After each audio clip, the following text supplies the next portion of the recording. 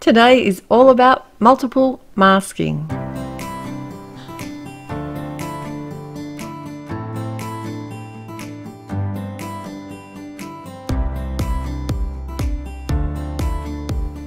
Hi, it's Therese from Lostinpaper, and I've got a fun card today using a stamp set from Ellen Hutson. It's newly released, called A Good Egg, and it's designed by Brandy Kincaid. I'm going to be doing some multiple masking, so I'm stamping out this egg image multiple times. I've already stamped it about 5 times, I think it was, on some stamp masking paper and cut them out. When I cut my masks out, I actually like to cut them inside the black line a little bit. That way when I stamp beside or over top of the mask, it's more likely to get the ink up to the edge of the stamp. It is a little bit difficult to see what I'm doing here because I did decide today to do some no-line colouring as well. So I'm using the Fade Out ink from Ink on 3. The trick with masking is to stamp the images that you want to be in the foreground first and mask those off, so that when you stamp over top of that image, when you remove your mask, it looks like in this case, the egg is in front. The other way that I'm masking here is selective stamping. I've masked off the feet of the chicken and added the ink, removed my post-it note, which I was using as a mask, and then stamped that on top of my pile of eggs that I've created. Because I wanted to do lots of masking on the eggs because I didn't want it to look like they were just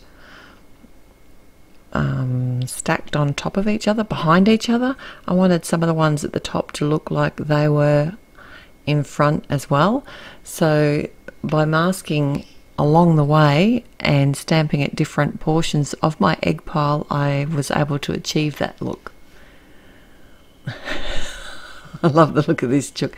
Actually, all these chooks are cool in this set, and it's got some really fun sentiments in the set as well. But today I'm going to do my own sentiment, but I'll get to that a little bit later. I'm still bonding with this Ink on 3 Fade Out ink. I do like it, but I accidentally had some black ink on my stamp pad. So there was some black ink that came through on some of the egg images. It didn't make me start again because I knew that I was going to be doing some shading at the end, and you really can't tell that that was the case. It does actually make it easier for me to see while I'm doing my colouring. And I do like the way that this ink does take up the colour as you colour on it. You're actually meant to kind of colour on the lines of the ink, and it sort of will take up the colour that you're using. I've used lots of very light colours here today, so it's a real good test for the ink to see whether you like the look of it or not. If you don't have this Fade Out ink, you could easily use an ink like a hybrid ink, or I think the amalgam ink from Gina K Designs has some really good pale colours that would be good to do this technique with. I will list all the colours that I've used today in my colouring with my Copics and pencils, all at the blog. I like to mix my Copics and pencils together. I think it gives you a really good effect, and in particular if I'm not really happy with my colouring I'll always come in with my pencils after, and that will give me some flexibility to add some details, and I just feel a little bit more in control with pencils. I don't know, maybe it's because that's how I used to colour when I was a kid. I've also got another card that I'm sharing at my blog, and it's using the other set, the Subbing In set, and it's a really cool stamp set, an underwater one. And this release happened a few days ago, so I have linked at my blog the other 2 cards I've made with this release, and in that one I actually did a video using the Subbing In, and I had a lot of fun making a shaker underwater scene. Alright, so I've decided to add some grass. I did ground my images and add some details to the chicken's face with a Copic multiliner, and I wasn't really happy with how the face turned out, so I did come in with my black and dark grey pencil and add some extra shading there as well. And I think that just kind of made the image a little bit more sketchy and fun. Alright, so my sentiment today, it's using the letterboard set, and I love the size of these letters. They're not too big, and that's really handy today because I want to cut out the word expecting, and that's got lots of letters in it. I actually had to die cut this 3 times because I needed 3 G's for this word, so it seemed like it'd take forever.